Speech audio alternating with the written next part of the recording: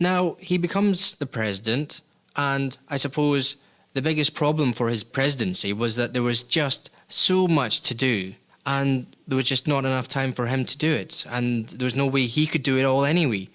How do you think historians will write his period of presidency? A success or as almost a failure? Well, he wasn't a very good executive president, but his great merit when he was president is that he pursued the cause of national reconciliation in exactly the same way as that he'd done before. And this enabled South Africa to get over this fairly dramatic change which had occurred from white rule to black rule. And it was Mandela's personal leadership and his own extraordinary personal abilities to overcome all the hardship, if you like, that had been thrown at him in the past, and to put that in the past and say we must now all work together. He went out of his way, in an extraordinary way, to try and reconcile the white population with what had gone on.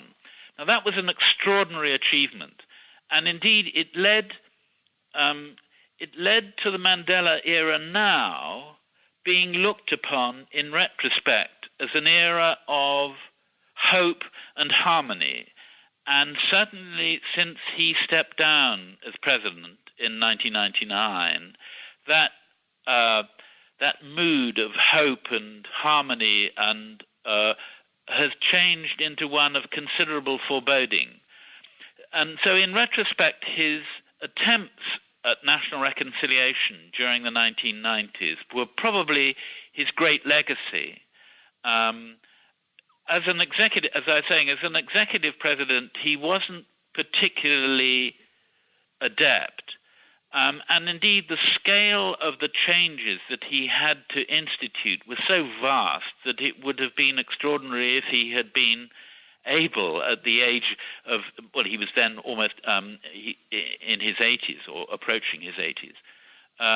It would have been extraordinary achievement if he had managed to do more than he did. But I think the lasting legacy was that he ensured the transition from white rule to black rule in a way which was harmonious, and given the enormous legacy of bitterness and hatred which had been stirred up by the apartheid government.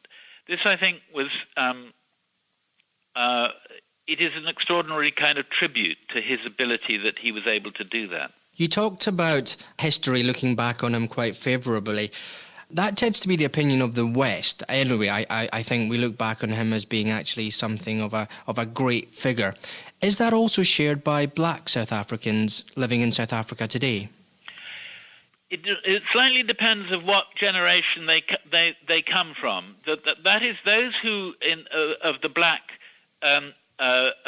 generation who saw the changes going on in the 1990s, and the way in which, if you like, Mandela was seen to lead black South Africa out of the apartheid era. I think that generation who witnessed that will always remember him with great admiration and respect. The new generation coming up, those, if you like, who are kind of still in school, the young generation, are now beginning to say, well, what is it that Mandela ever did for us? And one does hear that sort of comment being made.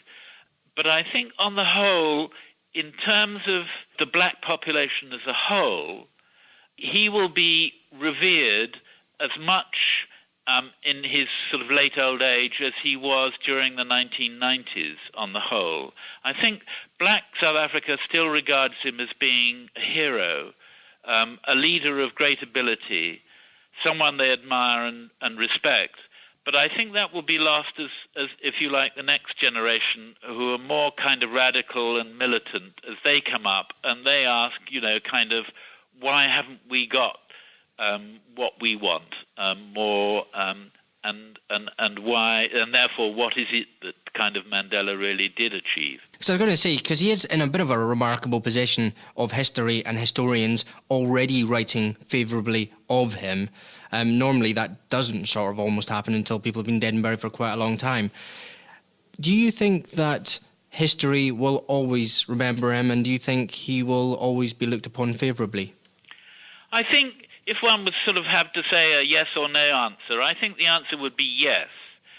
But what I try to do in my book is, in particular, is, and indeed that's what has always intrigued me about Mandela, is to look at the man as a whole, to look at the failures as well as the successes, about the flaws in him, as well as the sort of merits of his conduct.